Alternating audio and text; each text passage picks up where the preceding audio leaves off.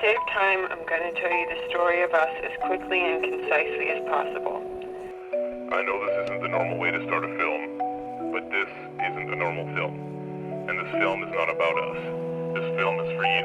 It's not for us. In the beginning of the film, we find these two characters, this couple, and they're living in a sort of strange dream world locked away in their house. If you're not honest and without secrets, then you can never be yourself and innocent, free. If you're not honest, then you cannot be yourself because you are hiding. They have gone mad without realizing it and are hiding from the world, building a machine.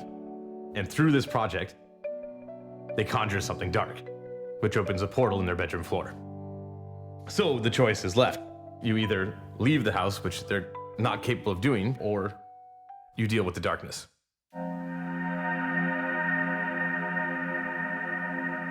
What's left to do is to create the most exciting part of the film, which is the hell sequence.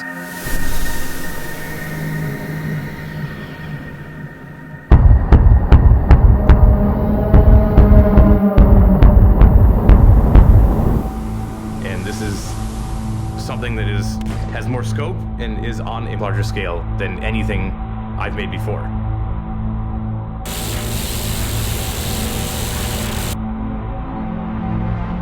People don't change through casual experiences.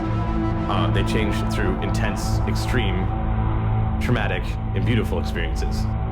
The idea is to prove that films can tackle a subject like this, a subject like relationships or learning to live with another person, any person, and how to forgive somebody and heal yourself or heal another person in a more complete way than has ever been done in cinema.